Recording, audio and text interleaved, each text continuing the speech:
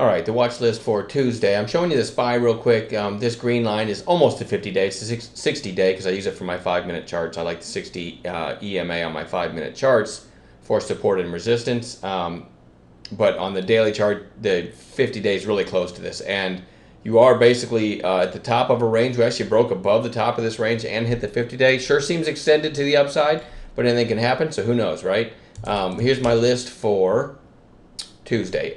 EYES news came out that they're going to be featured on a show on HBO, which I think is like a documentary, and I think it's on Friday evening. So this is just Monday. I kind of expect this rally to continue all week. So I want to watch this one on pullbacks for interesting setups. Again, I'm not a swing trader, so I'm still looking for day trades in it. Had a couple decent trades in it today, but I'm going to be watching for it for trades all week. I suspect it's going to be higher from here by Friday. But since I just can't get myself to hold overnight, I'll have to look for trade setups on an intraday basis. But this one is certainly one to watch this week. Weight Watchers, after the big breakout, WTW had an inside day but closed near its high. So I'm going to watch that one for potential long. GOGO is kind of a weird looking chart. Gap down on, I think, a lawsuit or something from American Airlines. Or I'm not exactly sure how the news goes, but I think they said that the suit was dismissed today, and you can see what happened. It just ripped higher. I hate to guess at these. Try to find a headline for you real quick so I'm not too far off. American Airlines dismisses lawsuit and GoGo shares rebound. That's the headline. So there you go. That's the headline. And I believe GoGo provides Wi-Fi on flights for, I think, several airlines. But anyway, so anyway. Big pop today, and then it just kind of went into a grind for the last couple hours. This is one to watch because, as you can see, it can make really big moves at times. So I want to watch GOGO, CONN. Let's get back to the daily chart here.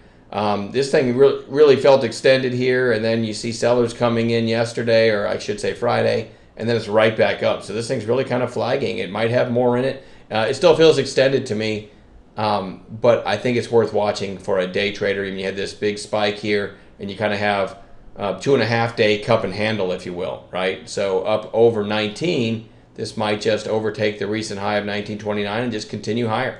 Stranger things have happened. Yeah, like I said, it feels extended, but a lot of times stocks will move a lot farther than they should. So let's watch that one for potential long. I like GoPro here, still flagging after breaking up kind of into this gap here. It's kind of flagging, so really like it over today's high. Which would be 1296, 1297. So you've got the whole number 13 above, and then a recent high from a few sessions ago of 1342. So in short, let's kind of watch that, see if it can break through 13. It might be worth a shot there, okay? SEMI is just kind of building. Had this big day, inside day, and it looks like it's trying to push back up again. I like it over today's high, over 594.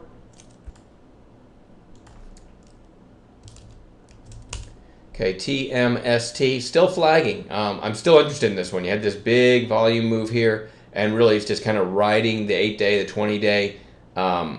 So I still think this one might break out of this flag one of these days. So one catalyst would be a break of today's high, which would be 780, knowing that you've got another recent high of 831, and then to the left of that, 863, and so on, and then the high of that big push day of 939. So that's kind of why these flag patterns work. Because as it starts to move in that direction, it starts taking out recent highs. So right, shorts maybe cover here, more shorts cover here, and you get up above that and so on. So that's why those patterns work. So I'm keeping my eyes on TMST. I'd like to see that accompanied with maybe news or volume because it doesn't have much right now. ZFGN, weird chart, but had this big pop in middle of January, had a lower high here. It's been down for a couple days after the lower high. And lower high was on good news on a study.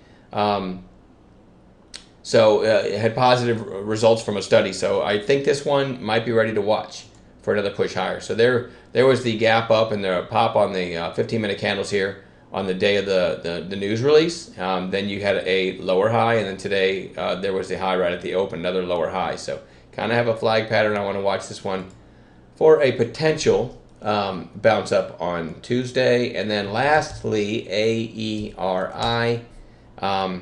This doesn't look very bullish. You had the gap up, but again, I like to go to 15-minute candles.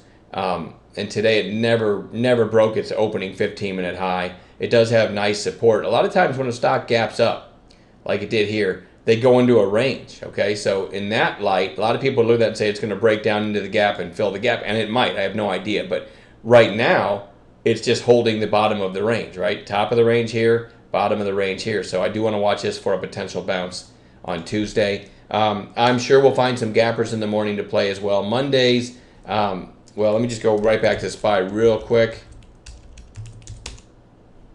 All right, on an intraday basis, there were not a lot of opportunities. Look at this.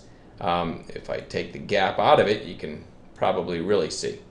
Well, no, actually it makes it look... Anyway, you can see here it was in a tight range and just did nothing. At the opening half hour or so, it just never broke out of that. It was like 5 hours of nothingness. Is that a word? You know, I made a joke on Twitter that it's probably more fun picking fly dung, I'll keep it clean, fly dung off a cheesecake.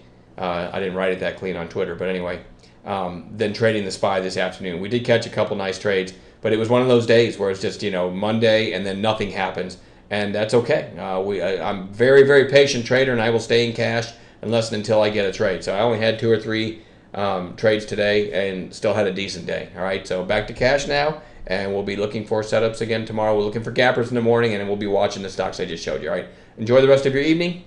Talk to you tomorrow.